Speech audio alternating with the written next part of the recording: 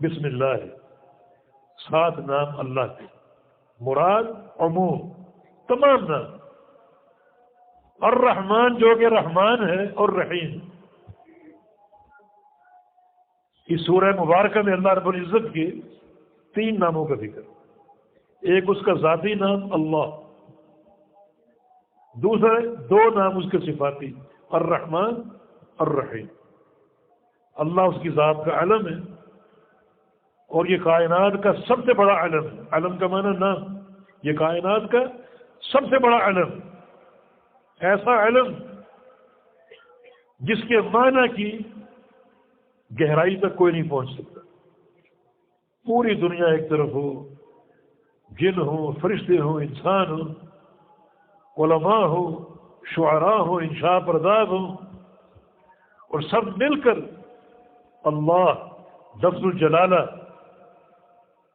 اس کے معنی نکالنا شروع کریں، غور و فکر شروع کریں، تو اس کی تہ تک نہیں پہنچ سکتے۔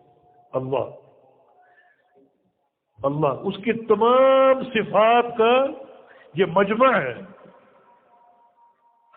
آپ نے عقیدے کے کتب میں پڑھا ہوگا اللہ کی تعریف، اللہ علم لذات الواجب الوجود، لذات الواجب الوجود المستجمع لجميع صفات الکمال،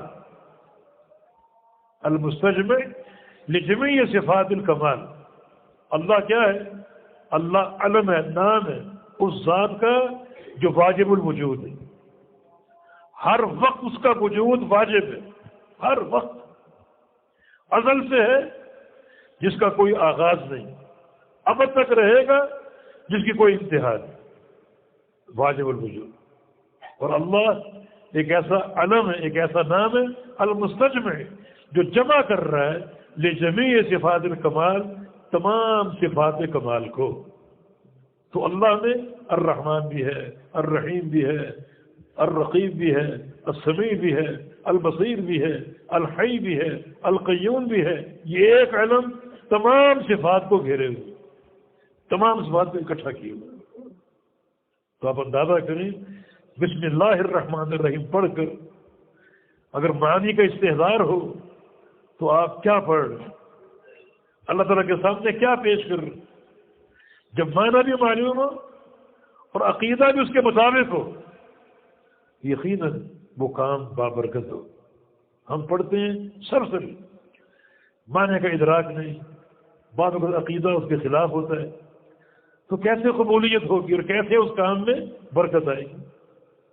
تو اللہ اس ذات کا علم جو واجب الوجود ہے اور تمام صفات کمال کو اکٹھا کیے ہوئے، جس صفت میں نقص ہو وہ اللہ کے شایان شان نہیں ہے، اور جو صفت کمال کی ہو وہ اللہ کے شایان شان۔